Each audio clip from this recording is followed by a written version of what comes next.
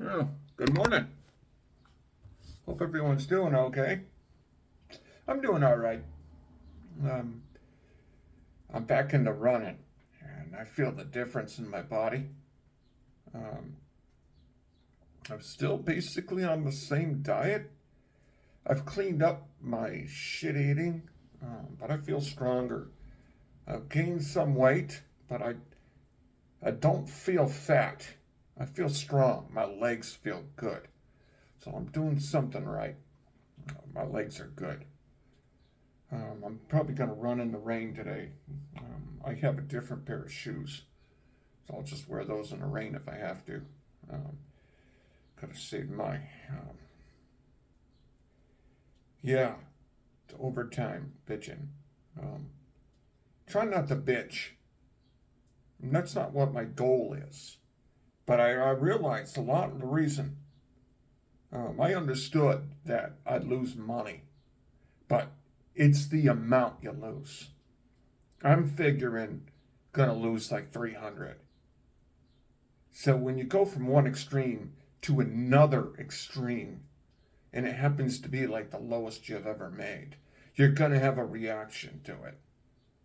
You just can't go from like averaging for a year and a half, 22, hitting 25 often. I was hitting 25 often. Then when I got off the NS, it dropped to 22. As a CCA, it went down to 1720, but never below that. Um, on average, like 1750 in California. In North Adams, I was making 21 every single check, and a little bit higher because I was a CCA. Um, so then all of a sudden, hitting this 1601, it's like, whoa. You're gonna, you know what I mean? As much as you don't, I'm not really a complainer. You're gonna fucking complain on that. I mean, you're gonna fucking complain. Um, and of course, the post office, they make pay stubs that are fucking crazy. I'll cover my personals here. I'll cover my personal information. And I'll show you how complicated. I mean, it doesn't even say what my pay rate is. It used to as a CCA. At the bottom, it would say what your pay rate is. But as a regular, it doesn't. And trust me, it says rate. I'm not making 53 bucks an hour. But on the stub, it says 53.13. Guaranteed, I'm not making 53.13. So why would they freaking put 53.13 as your rate? You know, just put the freaking hourly rate that you're making. You know, that's what makes me think conspiratorially. It's like they want to rip you off. So if they confabulate the shit, make it confusing, it'll be harder for you to correct and find out what the fuck you're making. Because they put a rate of 53,613. As you can see here, I'm not making $53.613 an hour. I'm not making that kind of money. You know what I mean? I'm not doing that. So then it's like hours. Is this upside down? No, it's just backwards. So yeah, 32. And then, yeah, they list the overtime as 482, and then I had 534, and then, I was like, why the fuck does it say 32 hours, man? Oh, okay, so they separate the leave down there for L for 8. Yeah, so pretty much I have 4.84. Let me just read it where I can read it, not backwards. Yeah, so 4.85 and 534. So that's 9, that's 1, that's 19. So that's 10.19. And of course, 19 digits, it's a 12th or fucking some shit for each click. Again, they could just fucking have a better way of fucking, like, what is one click? How do you do the math that, what is one click to a minute? You know what I mean? They like doing that shit too. Some stupid fucking thing to do. So it's one click or whatever. I don't know what one click is. Is it 12 minutes a click? You know what I mean? So 10 hours in 2 weeks. And it's not that I'm not being fucking assigned anything. I'm being assigned shit every single day. I'm just doing undertime because fucking Amazon is trying to get into the space, I think. And I think that the headlines that I'm reading, I'm not reading articles, is talking about Amazon trying to be a delivery hub and trying to get into the FedEx and UPS space, and it makes sense. There was rumors, they're going to give Pittsfield back their friggin' packages in the end of May, and I didn't believe it. And true story, I should have bet on it, you know what I mean, because they didn't give it back. That's the reason why I have all this undertime. People are like, oh, you're running, Chadwick. You know, but I'm not running, dude. I'm actually taking it easy. I'm freaking walking at just a casual pace. Just being, I'm not freaking taking illegal breaks and shit and doing stupid shit, all right? I'm not doing that. But, I don't have a pep in my step. I'm just fucking enjoying the walk every day. And then I'm getting done every day by like 2 o'clock. And this is often, I'm not double casing that much anymore. And that hurts a bit. Because before, I was double casing.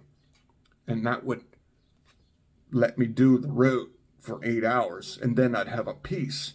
And then that would be my overtime. So I was always double casing on undertime, which allowed me to get the route done in 8 rather than 6. So with all the new people and not double casing every day like I was, it really slams the frickin' door on overtime for me, despite being assigned shit every day. So that frickin', empties out. And that's the reason why I'm like, 10 hours? That's like one extreme to the other. I went from November to like February with only like 5 days in that time period. All of them were like 12-hour days every single day, except for like 5 days. You know what I mean?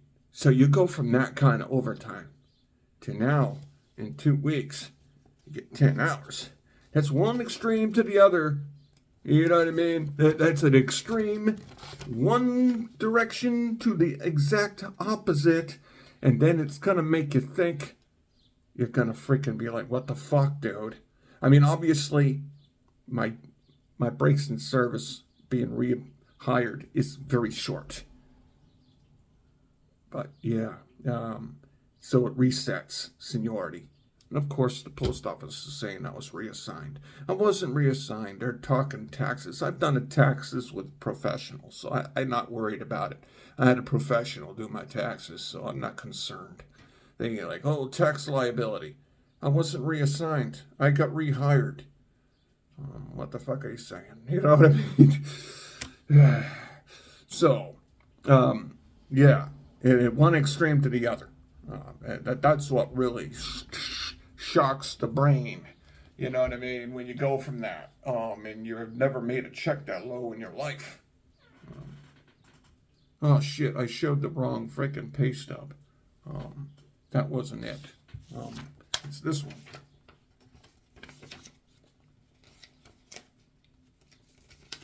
It's this one. Which, that's fucking weird. This one says,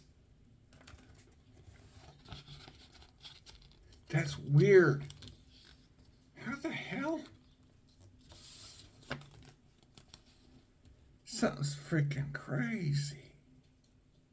Yeah, see, this is the whole point. I'm showing it in real time. The fucking confusion of the codes and shit that they want to put on the freaking pay stub, so you can't really understand it that well. This is my current one, my lowest one, 1601. But yet, the overtime is about the same. But yet, I got so much lower. What the fuck? How did I? Yeah, 32. Overtime 521, and then 46. So that's 9.8. That's lower. Okay, that's 9.8 hours. So for this month, I've only gotten 20 hours total for the whole month of overtime, dude. That's low. But yet, the amount lost for the hours. How the heck do I lose that much? What the fuck? Dude, what the fucking shit? You see this thing? Fucking what the fuck, man? What the hell? They break shit down so stupid. Like here. It's fucking crazy. Because when you look at these hours, I had victory time. I do understand victory time. That's after 6 o'clock. Okay, you gotta have a fucking college degree to fucking figure this shit out, man. See, then it jumps at you like 32. What the fuck, man? Oh, okay. So they separate the 4.8 from the 32. Oh, okay. That makes 36. But where are the other 2 hours? You see what I mean? Well, you're going to be like, what the fuck? They're wrong with my check, man. And it's the victory that makes the difference, I guess. Because my hours, obviously, the overtime is almost the same. But yet here I am losing $357. How do you lose $357 when you have basically the same fucking hours, man? How do you lose that much? And the reason why you can't really figure it out? Because they make these fucking weird fucking digits and shit with your time that doesn't make it easier for your mind to look at the numbers. That's how fucking stupid they are. That's why, it's almost as if they want to be able to rip you off. So they fucking make confusing shit like this. So you really have to be a freaking mathematical genius to figure it out. And you can't really nail it down. So therefore they can take whatever and you won't know. You know what I mean? Pretty much, that's what the fuck they're doing. That's crazy. That's insane. I'm just looking at this leave. I took leave 2 weeks in a row. 2 different weeks I took vacation. I don't remember doing that. I took a vacation day to go to the graduation. That was 1 day. I don't remember taking another day. Maybe I did. I don't think I did. I don't fucking remember that. I don't remember taking 2 days off this month. That's fucking weird. I guess I did. They wouldn't lie about that. How come I can't remember taking 2 days of vacation? I know I took 1, but I don't remember taking 2. You know what I mean? Shit. But yeah, trying to figure out how I lost $357 for when my hours 5 N pay N. What the fucking N is? Night work? I don't remember working a night work for 102. But then what is 102? Victory 1, 6, 7, 11. Okay, and then 16 hours. Okay. That's a clear example of how they make this shit complicated where you're not really understanding what the fuck you're reading with your pay. and I'm not making $53 an hour. So I looked on the freaking light blue site and I couldn't find it there either. How much am I getting paid? I don't even fucking know. I don't even know when I'm going to get a raise. Hey, what the fuck? But at least they tell you what your AL balance is. And the way they do it is they give it to you before, so it looks like you're in the negative. And then as you earn it, the negative goes to zero by the end of the year. So then you know that you didn't get robbed. And I don't really know when you get the raise or when the vacation hours raise either. It's not that hard.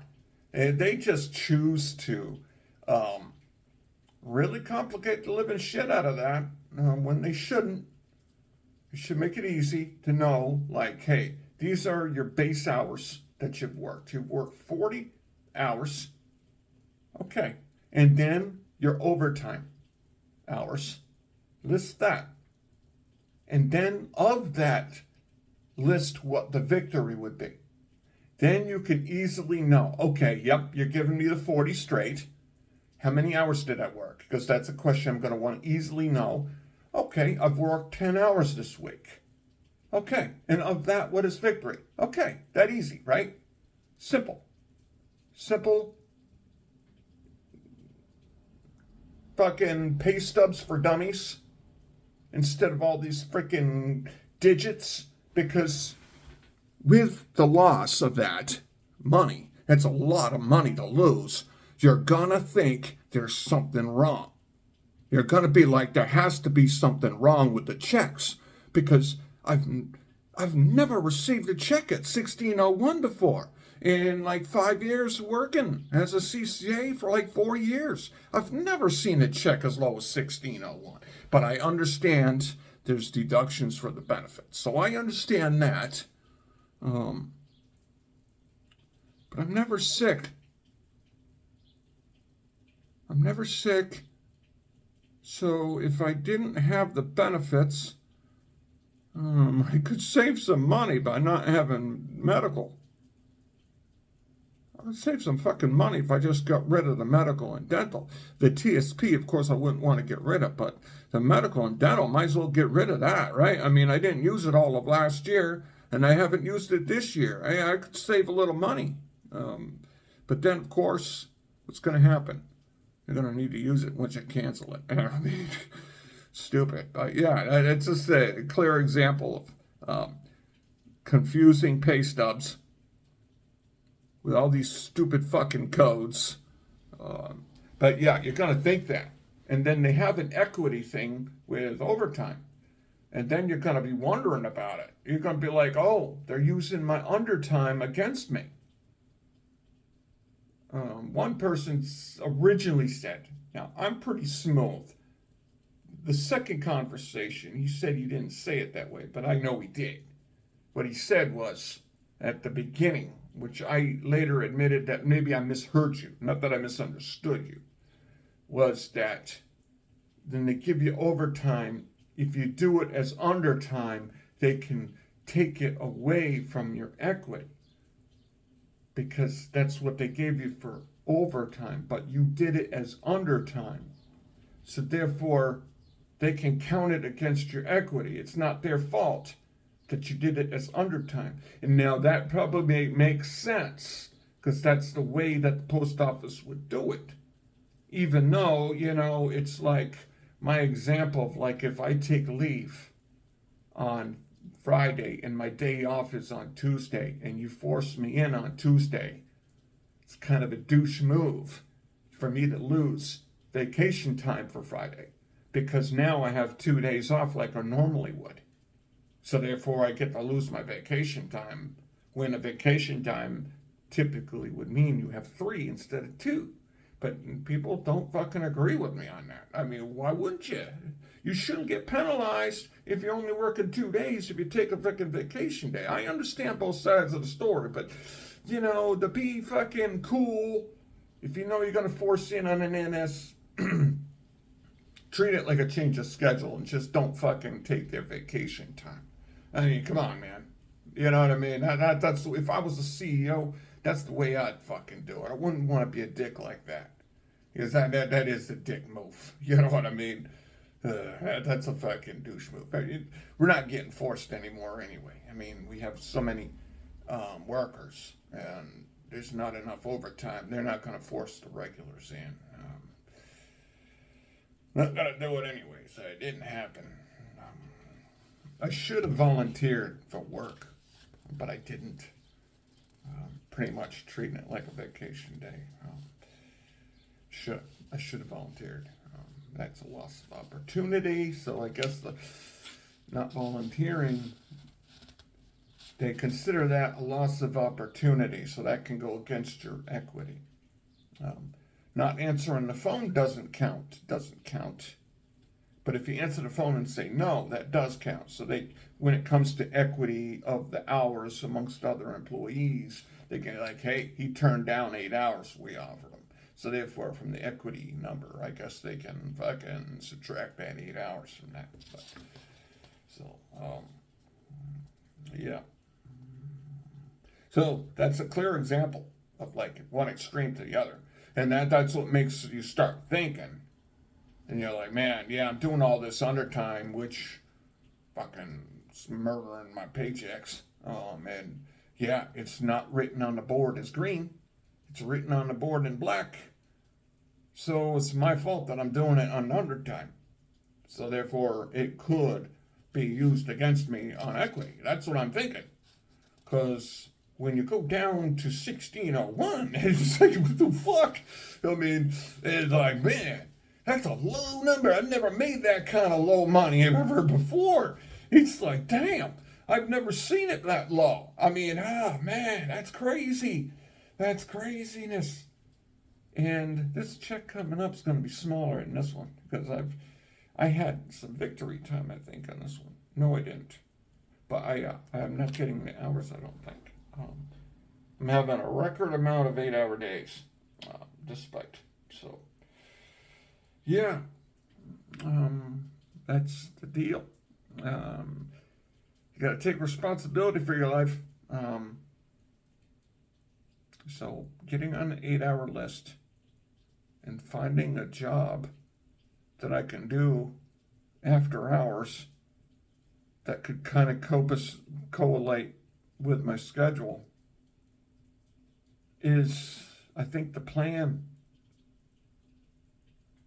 Because I can't force the post office to give me more hours because it's a business. It's the way it is. You can't, because it's all crooks on Amazon not letting us deliver their packages. That is the basis of all this. That's the root of all this. It's just without Amazon packages, the routes get really short. It makes such a huge difference. It does. Getting done so early is because I don't have the Amazon anymore like I used to. And it just really makes routes really too easy to get done. So that's why the overtime goes away. And then, of course, all these new additional employees coming in at the same time. If they all came in last year when we were all 12 hours every single day, we wouldn't have the overtime as much, but we would have overtime. It would be balanced. But now, at the same time that we've lost all the Amazon, which has created all this undertime, now we have an influx of all these new people. It's like, wow. It creates a vacuum of hours going away. You know what I mean? So yeah, I see it getting better, but I don't think it's gonna get like the money. And that brings me to the point of this video. It's not going to get to the way it was. And that's when it comes to like dopamine, the reward center. Yeah, it might suck sometimes when you're working 12 hours every single day, but you don't complain. It's because it works the dopamine in your brain. You're making that money. You know what I mean? You're getting your ducks in a row. Um, you know your check's gonna be X amount. That's a reward. You're in the money. Kind of like the deadliest catch, right? We're not out there freaking out in the barren sea. But when they're all so happy about we're in the money, yeah, yeah. When they see all those cages coming up with a filled freaking crab, it's the dopamine hit. It's like that's money right there. They're in the money, woo. So when the hours are in there and we're getting forced, everyone's bitching, but they're not really bitching. It's just like fake bitching because you're in the money. When you see the board's red and I'm on the OTDL, I have to stay for 12 hours. So that's the money. You know what I mean? You're in the money. That's the reward center. You know what I mean? We're in the money. You know what I mean? You're making money today. You're riding that wave. You're making that money. And then when it goes to the opposite, and now the hours aren't there, it's kind of like a dopamine detox. You go to the absolute other end of the pendulum. It's like, damn, now you're going to sorrow because you were riding the wave and all of a sudden you're down at the freaking seafloor and you're like, damn, you know what I'm saying? The exact opposite. Oh, it's like, damn, dopamine detox. There ain't no reward anymore. I'm not getting the freaking reward. So no longer in the wave. And then it makes you think. And then it makes you wonder about your hours and freaking what's this and what's that. Then you start getting, you start looking around at your coworkers and shit, and you start thinking maybe other people are getting hours they shouldn't be getting. Is there freaking any kind of backdoor deals going on here? Some people seem to be getting all the overtime when I'm not, which I'm not saying it's true. And I understand that. And that's why I don't say anything, because it's probably not. That's how our thinking is creative. And I've grown in my life to be able to understand that and not stand on firm ground as if that's truth. I've grown, you know what I mean? Otherwise, I'd be standing on that being fucking nuts. So it's probably not true. But that's how people do it. And that's the reason why people have come up to me talking shit about fucking stealing overtime, is because they don't understand that I'm not stealing overtime. They don't have the ability to think about their thinking and understand that it's not really true. You're looking at it from base level. And some degree, you're right. When I'm doing undertime, that undertime could be done by someone else. That would be overtime. But that's a constructive way of looking at it. That's constructive. If there's undertime, it's your duty to do the work. That's the truth. And that's the honesty effort part that you need to be able to do. And it's detriment to you. You're hurting yourself by doing undertime. That's true. I'm costing myself thousands of dollars by doing the undertime. I'm a smart enough guy. I can figure out a way to eat the clock. And then I'd make more money. So you're only hurting yourself. And that's the reason why I get kind of pissed. It's because the post office needs to recognize when you're doing undertime. You fucking recognize that. Because I'm saving you fucking money at my detriment. So morale is morale. And you fucking recognize people's work. Because that's why I bring it up all the time. Because it's like, I'm a guy, I'm sorry. I'm a little bit external. I need fucking external validation, Man, I don't like fucking doing all this undertime and not being recognized for it. Because I'm saving you fucking money, you know what I mean? That's good work. You better fucking recognize what I'm doing for you. Don't be fucking pretending I'm not doing that undertime I'm doing every day. I'm going to be pissed. You know what I'm saying? Because I'm doing you a lot of money, for free. You know what I'm saying? That's morale. That's fucking work I'm doing for you. For free. Because it is. But it's a constructive way of looking at it under that construct. But if it's there, you should do it. So then, under that construct, you're not doing free labor. Because you're looking at it from a different construct. Right? If you're looking at it from that construct, it's your duty to just put in honest effort, which is the reason why last year, or a year and a quarter ago, I was pissed over them fucking with my shit about fucking coming back a click later, whatever. Because I know I'm not slow. And you're fucking with me about fucking being new on a route. And like the second day, I went over a little bit because I didn't know the timing. I didn't know the fucking route. And I'm getting PDI'd for fucking coming back a little bit late. Even, you know what I mean? That shit just drives me crazy.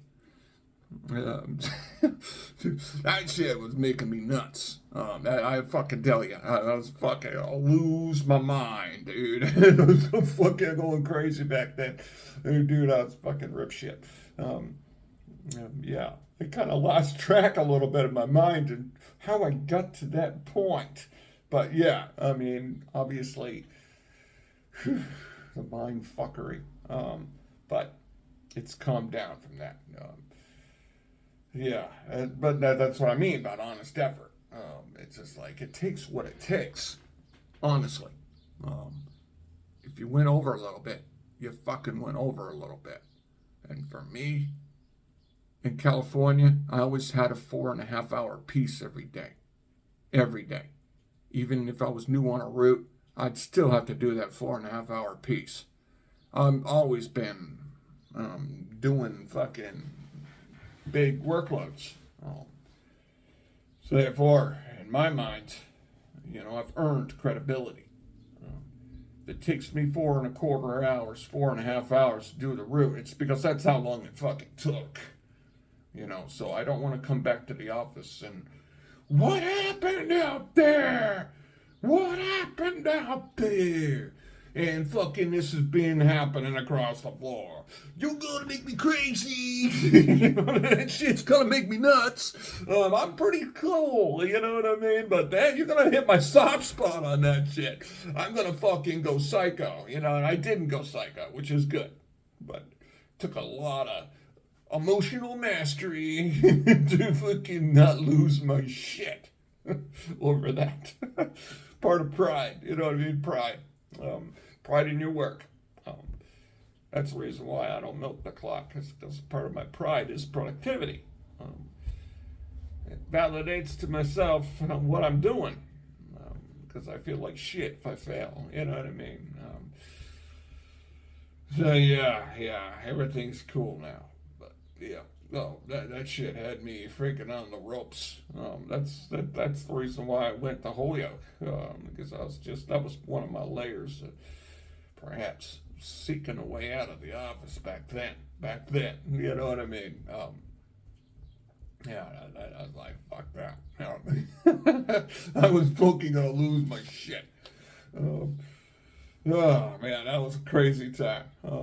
But yeah, my mind. I fucking go crazy because I'm a eager, dopamine-seeking person.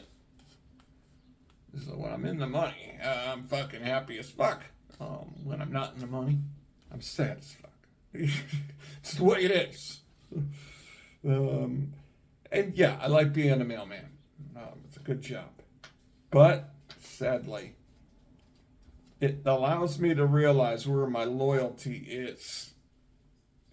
I was thinking maybe my loyalty is being a mailman.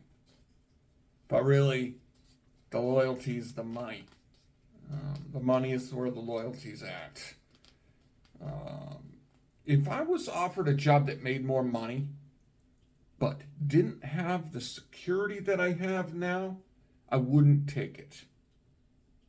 But if I could make more money, and I know that I might be able to keep it for a couple of years, and I'd make more money, sadly, I'd take it. And the reason being is because the truth is, I'm loyal to the money, not the job title. It's the money. It's the reward of the money that you make. That's what is making me work. So I could shovel shit.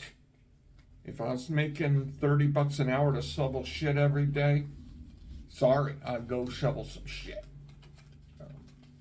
If I was going to make better money, I'd shovel the shit. I'd find a way to fucking deal with that and fucking shovel shit all day. And of course, I'd fucking like, yeah, I'm going to get strong. I'm fucking going to get diesel. I'd shovel the shit because the money is where I'm loyal to. And that's what I'm loyal to. You know, I don't want to think it that way. You know, I'm like, damn. You know, but it's just the truth, though. You know, what's really wrong with that? You know what I mean? Especially when I bought a new car. I mean, I like the car. The car's a good car. It's a good investment. But other than the stupid shit, the loan was $30,000, okay, and forking over to $3,500 that was stupid, man. I'm still kicking myself over that. I'm still mad about that. But stupid fucking decision on that. I fucking should have walked away from the deal over that. So yeah, that was a stupid decision, which, yeah, my fault. If I didn't do that, that $3,500 would have paid off a Mitsubishi. I'd have no car loan right now. Fucking stupid. So then, if I didn't have a car loan, because I would have paid it off. Let's see. Right now my car would be paid off, and I'd have no car loan. So then the $1,600 wouldn't be a big deal. So buying shit at the wrong time is a stupid thing to do, and my fault. I bought that car at the wrong fucking time, and stupid fucking decision. That was a stupid decision. Wrong time. Stupid idea. So therefore, of course, with the monthly payment, that'd be money, and then I'd be able to make money. My budget. I'd be making money and being able to save money on an 8-hour day. So then the overtime really wouldn't fucking matter. And then I could still make money and fucking enjoy my time off. So obviously with my channel, with all the videos I make, you can tell that I like things. I buy things because I like things, and I put my time into things and cars. And so therefore I put myself in a position to need that money. You know what I mean? I could have myself in a situation where I don't need that money. But I like that fucking car. So I put myself in a position. That's where you can learn about financial advice. Think about timing when you buy something. And therefore, learn from my videos. Javik buying a fucking car. It's a good car, and I haven't bought a tank of gas in the last month and a half. Only one, because I went up to the graduation up in New Hampshire, and I'm not even close to an empty tank, so I'm freaking saving on that. My gas bill is $14. My rent is going to include the electric with a $100 raise. So they're still thinking about it. I've never spent more than $100 outside. So I think average. I was like, say 75 would be fair. I have laptops. Most of the time, my laptop's using the battery. And I only use the stove once a day. So it's not like I'm really eating a ton of freaking electricity with laptops. Um, so yeah, probably gonna be 12. That's a good deal for what I have. 1,200 bucks. That's a good deal for the size of this place. That's a good deal. I landed in a good deal. I'm pretty happy with that. Financially, I'm not. I'd be paying more rent anywhere else probably around here. They all want to have market value. Um, when it might be a shit apartment, but all right, blanket market value. Well, you're in a shit fucking shithole. That's not a market value place because you're in a shit fucking hole fucking neighborhood. You can't just blanket market value and be like $1,300 for that place. That's fucking crazy. Um, yeah, that's fucking insane. So I mean, obviously, this is pretty good. What I got lucky. So therefore, I'm not complaining about that. But the dopamine, yeah, when you're in the money, you're in the money. When you're not, you're gonna experience the lack of dopamine, the lack of reward, and you're gonna be like bitching. Now you're gonna start bitching.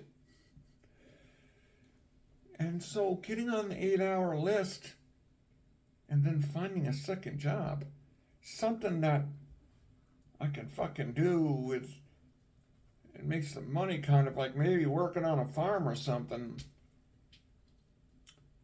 would be a pretty good idea. Then I can compensate for the loss of overtime. Make that money and keep my car. Because the bankruptcy obviously hurts on your record. My bank gave me the loan for the car because I have good credit with them. So they gave me the good rate. But yeah, turning in a car. That's a fucking death nail. I mean, that's a death nail, dude. Would they consider that a repossession if you willingly gave it up? And then you had to pay for whatever loss of value? And you're going to pay that? Would that be considered a repossession? I don't know. I don't want to go there. I'll do whatever I can to keep it. I don't want to have to give up the car. That's a freaking thing I don't really want to do. No, I don't want to have to do that. I don't want to have to do that. That would suck. Both my cars are from the same bank, so then they could fucking try to take the other one. If I haven't paid that one off yet. So I don't want to go there. I'm not that close to that happening. But I don't want it to happen. Obviously, no one should. But, on your credit, bankruptcy is bad enough. Having a repossession, whew, not good. So, things to think through, learn from my experiences, fucking buying shit. When you're working at the post office, base your income based on your 8-hour base pay. You might have a year and a half getting 22 to 25 every check for a year and a half. But it doesn't mean it's going to stay there. It can drop to 1,600 and below. Just like a snap of a finger, you're making 16. Just like that. I mean, that's obviously what happened. I mean, relatively short notice. You know what I mean? So, yeah, I mean, it happens. So, if you live your life based on the 8-hour plan, whatever comes after that is a bonus, you're going to be a safer. That's probably the compact form of what to do, is to do that. That's the smart way to do it. Then you're not basing your life, living your life, based on what could be taken away. And who knows? The freaking news about the post office not running out of money, that's a little suspect about why they're publishing that. If they're going to pull some shit like next year, like, hey, we're broke, we can't pay you, we're going to try to furlough you. I'm not doing that furlough shit. I don't give a fuck. Try to play that legal game with how you can force a person to work furloughed. That I don't understand how the fuck they get away with that. Any job gets away with that because that's free work. And then, as you can see, how complicated the page stubs are, when obviously they'd have to compensate you for the hours that you worked under furlough, right? That would be common sense, but sometimes common sense isn't common sense. That would be common sense. But how are you going to know that you really got all the hours paid from the furloughed time if it happens correctly? With all the freaking different numbers that they give you. So, you know what I mean? You don't want to do that. Not every creditor is going to be freaking understanding. You know what I mean? I guess there's TSA workers that were furloughed, or maybe there still are, who've got their cars repossessed during their time of working without pay. Some banks don't give a shit, especially now, with banks being in so much trouble. So you could lose a lot in life if you go periods without pay. It's just the most insane shit to think about. So the best option is to just, not do it. Don't do it. Don't allow a company ever to make you work and then like that on credit, because that's basically a furlough. Is you're working on credit now. You're allowing them to use a credit tab for your labor, right? I mean, obviously that's what that is. We can't pay you right now. We'll pay you later. Imagine if they don't have to pay you. Imagine that shit. That'd be crazy. That'd be fucking crazy. It's like, oh, well, you work for the post office. You're working for the title of being a mail carrier. You know what I mean? That's the reason why you're working. You're not working to get somewhere. You just want to be able to say you're a mailman. So therefore, we're going to furlough you because we're broke. We managed our money elsewhere. Whatever. That'd be crazy. Some people,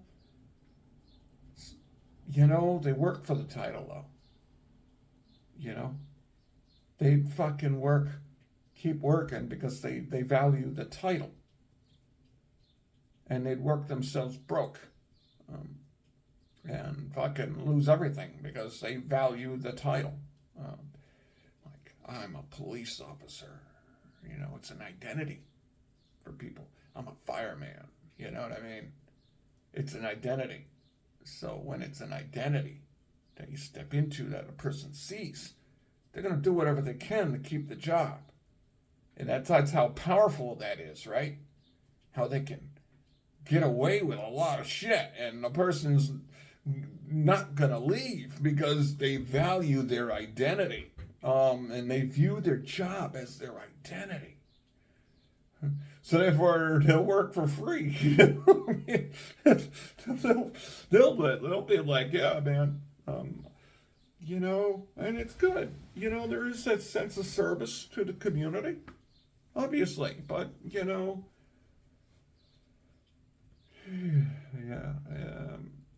one really wants you to be working for free. So don't do it if they ever come up with that idea when they allegedly go broke as a leverage tool to try to remove benefits or whatever in the next contract or whatever is going on. They're doing that as a way to get the public to understand that, hey, the post office is going broke. So therefore, they can remove social support against the carriers. Because now there's going to be a lot of people who are out of jobs, who don't have money, who look with disdain because they think mail carriers make too much money. And now they're understanding that the postal office is going broke. And they're going to think, oh, now I can't get my mail. They're not going to sympathize if you're going to lose money because they think you're making too much. And of course, what they'll do is they'll show a carrier that has seniority and say, hey, I see this guy. He's making $35 an hour. Well, the typical carrier is probably not making $35 an hour, but they'll use the sample of the most senior person in the office that's making the max pay and use that to show the public, like, hey, man, yeah, they're making like 35. And of course, then they'll take a sample of a carrier that's worked a fuck ton of overtime that probably is making max, who may have made $180,000 in a year, and be like, see, this carrier made $180,000 next year carrying mail. And motherfuckers will get mad over that. They'll be like, get the fuck out of here. How the fuck can you make $180,000 just carrying paper and putting it in a box and delivering the fucking package? Motherfuckers will be like, motherfucker, dude, I'm fucking doing this and that, and I only made like 60 grand. And here these fucking mail carriers fucking bitching and moaning about making so much, not enough money when the motherfuckers made $180,000 last year. Obviously, in statistics, they can take a fucking sample that's not the norm and fucking just, hey, we're not lying. The motherfucker made $180,000 last year. But not everybody's making that kind of money. But they'll let you think that by just throwing a number out there, some yahoo that gets all the overtime and fucking makes that kind of money. So then when it comes to social support, when the fucking post office wants to fucking remove benefits and shit, everyone's gonna be like, fuck you, man. You don't deserve $180,000 to do your job. They're not gonna be fucking sympathetic. They'll be like, you're fucking rich, dude. Everybody else would be like, I'd love to make $180,000, asshole. Fuck you, stop complaining. I'll fucking take your job. So that is the psychological way that they can remove sympathy from the public for what they want to do to you, which is fucking hire a bunch of pre-career people and get rid of regulars that are under 6 years. Now, I understand that they probably have to, do they have to remove the PTFs first before they remove the carriers who are under 6 years? I don't know if they do. They say they probably do, but that's just what they say. That's part of the confusion shit. You need to be a lawyer to understand all the rules. They get you stuck in a system with all these rules, so no one really knows exactly what's the truth. Because business is business. What they'll do, what they would do if you were the evil, unsympathetic fucking CEO who's all about that money and efficiency, is what they do. Okay. We have a promise of no layoffs. Cool. But that's only if you've been a regular for 6 years. So, cool, motherfucker. All the carriers that are under 6 years, sorry, we're fucking broke. You're fucking laid off. And then they'll keep the PTFs and CCAs. Or get rid of PTFs as well. And the people under 6 years. And then just hire a fuck ton of CCAs. And then get rid of routes and consolidate routes. And just have a full ton of CCAs doing it. The Postmaster General reiterated that in his speech when he was talking to Congress about pre-career, hiring pre-career. He said pre-career, I think like 3 times in that speech. I could be wrong, but he definitely was talking about pre-career. Influencing pre-career. So that's what they will do, is they'll get rid of routes, obviously, and get rid of as many full-time career positions and have a fuck ton of CCAs working. I mean, that's what they're going to do, and you're only promised X amount of hours, and that's what they're going to do. It's not brain science. They've been doing that shit for a long time. I mean, that's what they're going to do. Um, that's what's down the pike. And if that happens, no one really is going to feel sympathetic because of how they've laid down the groundwork about being broke and how they would announce to people using samples of high hourly people who've been there for decades. Obviously, to make max pay, I think you have to be at like 14 years in now, right? So you have to be in on the job for like 14 fucking years before you make that pay. But they don't have to say that. They'll just fucking throw out the fucking numbers of people that have been working for 30 years and fucking let everybody assume, you know what I mean? And remove sympathy. So they can do whatever the fuck they want to do. You know what I mean? That's what they're going to do. That's, in a nutshell, how I interpret their fucking social media fucking constant posts every day about going broke. And that's the root of the reason why that motherfucker's doing that, is to try to remove sympathy. So there won't be any kind of like ripper morale from the community. You know what I mean? So they can do whatever they want to do. It's like, get pre-careers in there. So yeah, that's what they do. It's business. It's business. We have these new trucks. They're so big. And people are broke now. We're not going to fill them. Seriously. If you think packages are going to boom, they're not. Especially with the war going on and the supply chain stuff getting fucked up. And people are going to be broke. Their credit is going to be maxed. It's at levels that's never been before.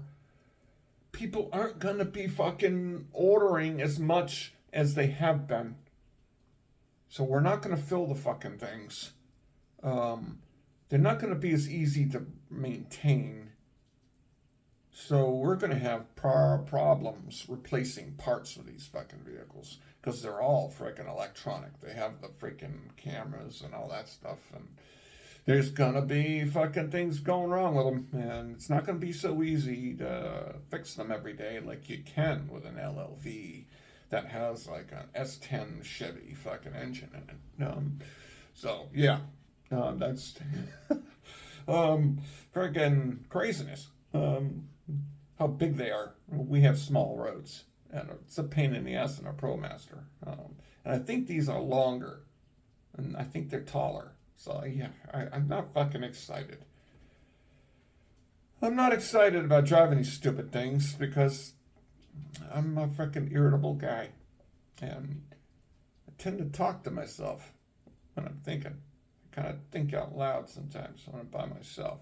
I'm gonna have to curtail that because I'm gonna be on camera.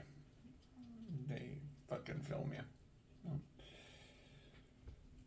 Micromanagement. Yep, that's what it is. So, yeah, it is what it is. You know what I mean? So, in a nutshell, you gotta take responsibility for your life. Being an 8-hour employee, I'd still have the underpieces anyway, so I'd still be doing more work. So it's not like the post office would be hurt that much. I could double case. I could get a route and a quarter done easy in 8 hours every day. So it's not like the post office. It's not like I'm sticking it to the post office. You know, they're still going to get more work out of me.